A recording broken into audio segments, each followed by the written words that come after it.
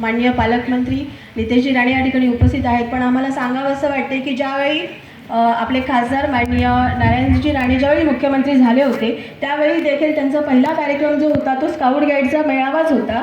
त्यांनी सावंतवाडी येथे ज्यावेळी स्काउट गाईडचा मेळावा चालू होता त्यावेळी मुख्यमंत्री नारायणजी राणे त्याचबरोबर आणखी 4 मंत्री असे 5 मंत्री या मेळाव्याला उपस्थित होते आणि आज या ठिकाणी देखील आपले लाडके नेते नितेशजी राणे पालकमंत्री झालेले आहेत आणि पालकमंत्री म्हणून त्यांचा देखील आपल्या जिल्ह्यातील हा आपला पहिला कार्यक्रम स्काउट गाईड जिल्हा मेळावाच आहे। त्यामुळे स्काउट गाईडसाठी खूप भाग्याची गोष्ट आहे की नारायण राणेजींचा सुद्धा मंत्रिपद मिळाल्यावरती मुख्यमंत्री झाल्यावरती पहिला कार्यक्रम स्काउट गाईड मेळावा आणि आपल्या पालकमंत्र्यांचा देखील पहिला कार्यक्रम स्काउट गाईड मेळावा।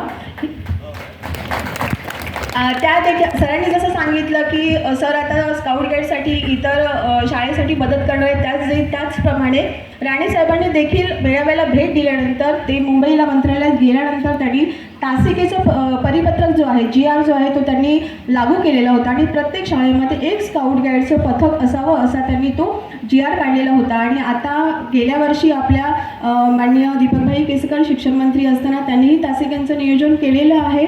त्याचबरोबर गणवेशाचं वाटपही झालेलं आहे आणि साहेब आम्हाला अजून असं वाटतं की ही संख्या वाढवण्यासाठी आपलंही मोलाचं मार्गदर्शन मिळणं आवश्यक आहे।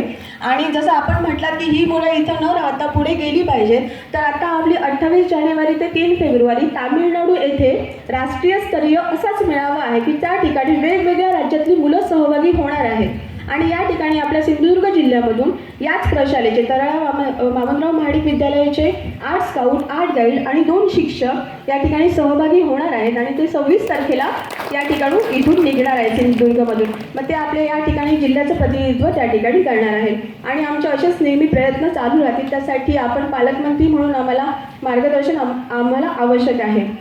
या ठिकाणी आपण अगदी वेळात वेळ काढून उपस्थित राहिला त्याबद्दल मी स्काउट गाईड संस्था आणि जिल्हा परिषद सिंधुदुर्ग शिक्षण विभाग यांच्या वतीने मी आभार मानते। त्याचबरोबर सर्व मान्यवर या ठिकाणी वेळात वेळ काढून उपस्थित राहिले त्यांचं सर्वांचं मी आमच्या स्काउट गाईड संस्थेच्या वतीने आभार मानते आणि या ठिकाणी उद्घाटनाचा कार्यक्रम संपला असं जाहीर करते। धन्यवाद।